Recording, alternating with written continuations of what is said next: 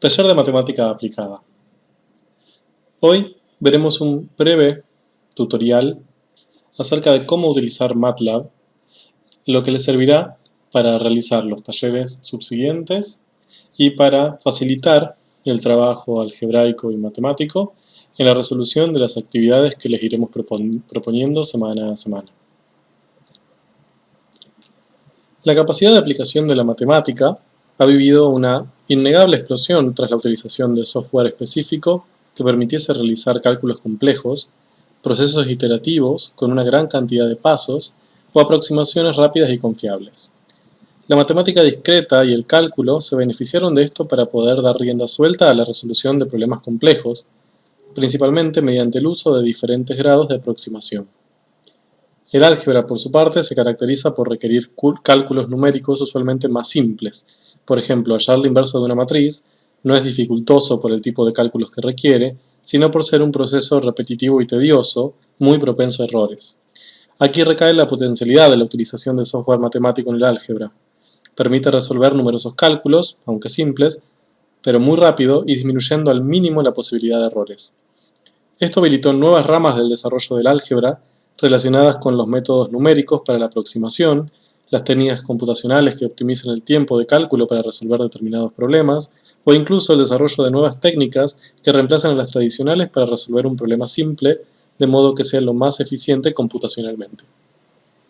Sea como sea, el software matemático está hoy disponible para quienes deseen utilizarlo y suele ser tierra fértil para el desarrollo de herramientas simples que ayuden en el quehacer científico, en investigaciones aplicadas, y tales como las de la química, las de la biología y otras ciencias experimentales.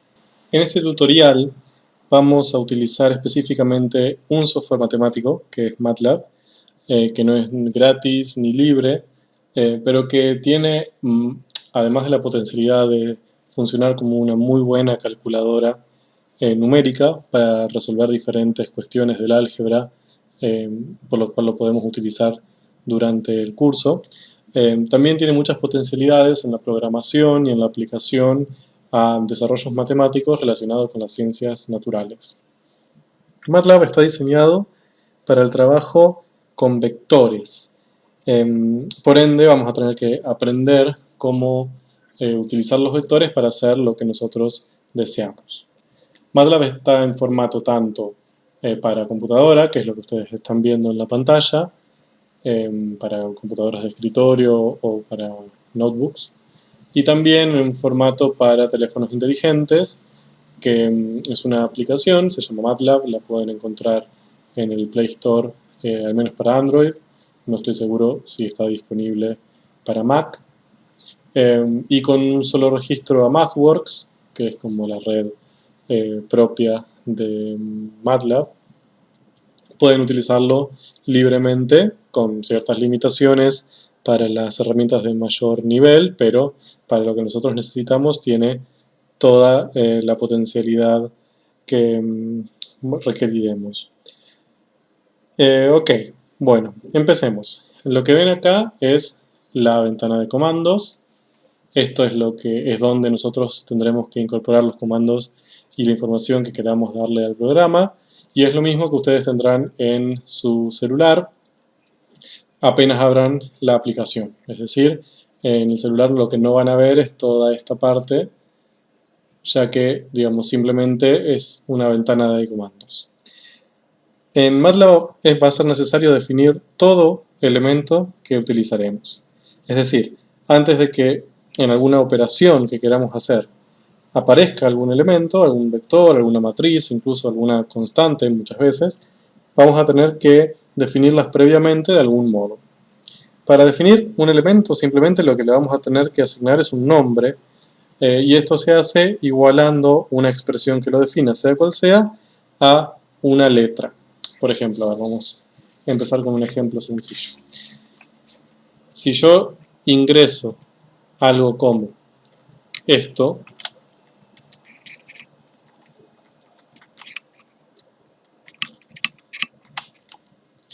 lo que estoy definiendo es un vector fila. Bien, para definir un vector fila lo que estoy haciendo es primero dar su nombre, se va a llamar A, luego un igual, y después entre corchete y separado por espacios los componentes de ese vector fila. Fíjense qué pasa si hago Enter, simplemente lo muestra como un vector ordenado. Ahora, ¿qué pasa si yo quisiese definir un vector columna? En ese caso es muy similar. Por ejemplo, voy a definir el vector columna 1, 1, 1. Fíjense cuál es la diferencia. Para insertarlo, tengo que separar las componentes por un punto y coma. Bien, esa es la principal diferencia para diferenciar las filas o los renglones y las columnas.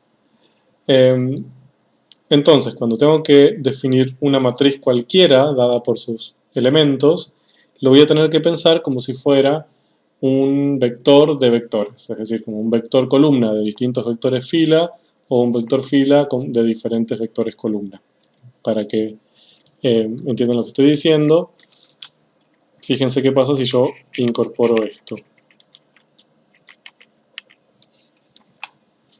A ver, pensemos. Ahí lo que definí fue un vector que tiene en principio dos componentes separados por un punto y coma. Eso significaría que tiene dos filas distintas, ¿no? Sería como el caso B. Tiene dos filas, una que es 1, 1, 1 y otra que es 1, 1, 1. Cada una de esas filas está definida por tres elementos separados por un espacio, es decir, cada una de esas filas son tres columnas distintas. Entonces, básicamente lo que estoy definiendo ahí de manera medio complicada es una matriz de 2×3. Bien. A ver, voy a dar otro ejemplo. Por ejemplo, C2. Para diferenciarlo del C anterior. Si yo pongo 1, 2, 3, 4, 5, 6, obtendré esa matriz. Fíjense que lo bueno es que, digamos, dado de esa manera, que lo acabamos de ingresar, uno lo que va haciendo simplemente es escribiendo los elementos primero hacia la derecha y después hacia abajo. Bien, como en orden de lectura habitual para el mundo occidental. Hay otra forma de definir matrices, mejor dicho, de algunas matrices especiales. Por ejemplo, si yo incorporo esto, eso es una forma de pedirle al programa que me defina una matriz de unos, por eso es ones, ¿no? Una matriz unitaria, y el 2,3 lo que le indica es que tiene que tener 2 renglones y 3 columnas, ¿sí? Es decir, una matriz de 2×3. Fíjense que lo que obtuve es lo mismo que C. ¿Bien? Son dos formas equivalentes de definir la misma matriz. ¿Cuándo uso uno y cuándo uso otro? Dependiendo de lo que necesite. Si yo lo que quiero es definir una matriz dando sus elementos, es preferible usar el método que usé en C o en C2. Mientras que si lo que necesito es definir una matriz, por ejemplo, muy grande, y después la voy a ir completando de algún modo, quizás lo que me conviene es definirla como D. Después, cuando ya tenga definidas mis matrices, lo que puedo hacer es operar, es decir, puedo sumarlas, restarlas y hacer otras operaciones. Para esto se utilizan los símbolos habituales. Por ejemplo, a ver, vamos a sumar C y C2. Entonces, lo que podemos incorporar es que E es igual a C más C2. Es decir, ahí lo que estoy definiendo es un nuevo elemento E, que lo defino como la suma del elemento C, que ya lo definí previamente, y el C2, que ya lo definí previamente. Fíjense que me muestra E como la suma de las dos matrices. Podría también incorporar directamente C más C2. Si hago esto, no estoy definiendo que ese resultado sea E, es decir, me lo va a mostrar, pero no lo va a guardar. Me dice, la respuesta es esta, pero no va a quedar guardada en la memoria. Fíjense también que para hacer esto es necesario que las dimensiones sean correctas. Por ejemplo, si yo sumo A más B, que se acuerdan que era una matriz o un vector, fila, renglón y una columna, no se pueden sumar ya que no tienen el mismo tamaño.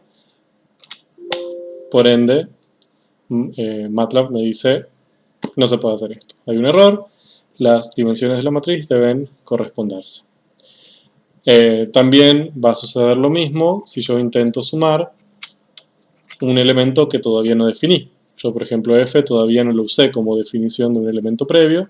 Entonces, MATLAB me dice, no se sabe qué es f. No sé si es un elemento, si es una función, si es una variable o qué, entonces no puedo hacer eso.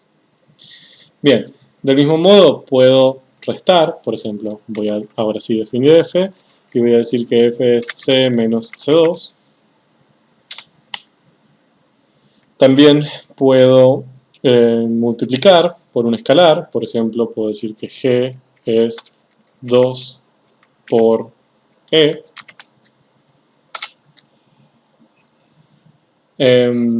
Y utilizando el mismo símbolo puedo multiplicar matrices. Por ejemplo, puedo generar la matriz H multiplicando A y B.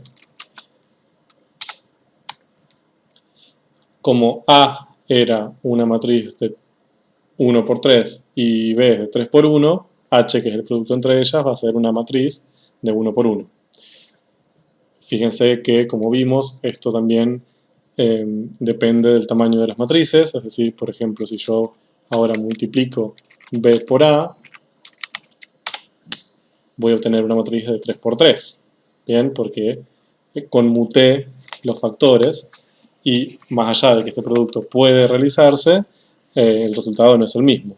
También puede suceder, igual que antes, que yo quiera multiplicar dos matrices cuyos tamaños no sean adecuados para multiplicar y MATLAB me lo dirá muy rápidamente. Bueno, básicamente esta es la forma más sencilla y lo básico que hay que saber para utilizar MATLAB. De este modo lo que podemos hacer es definir diferentes elementos, matrices, vectores y jugar con ellos. Esto es lo primero que tienen que manejar bien. Por lo general, quienes lo usan en las computadoras y no tanto en los teléfonos inteligentes, aquí en el costado lo que les aparecerá son los distintos elementos que han definido, es decir, todos los que ya hemos definido previamente y podemos utilizar van a ir apareciendo con su valor, por lo cual tenemos una guía de qué letras están utilizadas y en qué la fuimos utilizando. Y también es importante saber que cuando uno define algo que ya previamente estaba definido, por ejemplo ahora yo h lo voy a definir como el número 12, antes correspondía a el resultado de la operación A por B. Si yo ahora hago esto, me definirá h como 12, pero me va a reemplazar el resultado anterior, es decir, voy a perder lo que previamente, en mi definición previa de h, que era A por B. Entonces, de este modo, MATLAB funciona como, digamos, siempre un receptáculo de memoria de diferentes definiciones de diferentes elementos, de los cuales yo puedo hacer uso mientras estén bien definidos. Si me equivoco y defino un elemento que ya había utilizado con una definición distinta, pierdo la información previa, así que hay que tenerlo en cuenta. Y otra ventaja que tiene MATLAB es que cuando ya definí estos elementos de esta manera, puedo combinarlos. Por ejemplo, podría generar el elemento i como b por a menos, no sé, 5 ones 3, 3. Esto lo que va a hacer es, primero, multiplicar b por a en ese orden, b y a siendo las matrices o los vectores que ya definí previamente, y a eso le va a restar 5 veces la matriz unitaria de 3 por 3. En este caso, como tanto b por a está definida 5 por la matriz unitaria de 3×3 está definida y además tienen la misma dimensión, esa operación se puede realizar y no hay ningún problema. Si hubiera intentado hacer lo mismo, pero cambiando las dimensiones de modo que no sean las adecuadas, MATLAB me lo indica inmediatamente. Lo que acabo de hacer, para quienes usen computadoras o también algunas versiones de la aplicación para celulares también se puede hacer, es si uno aprieta hacia arriba, la flecha hacia arriba del cursor del teclado, lo que aparece son todos los comandos que ya hemos utilizado. Nos marca con rojo aquellos que no han sido exitosos y que ha habido algún error, y con nada los que han sido exitosos. De modo que uno puede navegar por los que ya utilizó, de modo que sea más sencillo en el caso de que deba repetirlos o hacerlos iterativamente. Bueno, eso es todo. Con esto van a poder hacer la primera de las actividades propuestas para que se familiaricen con MATLAB.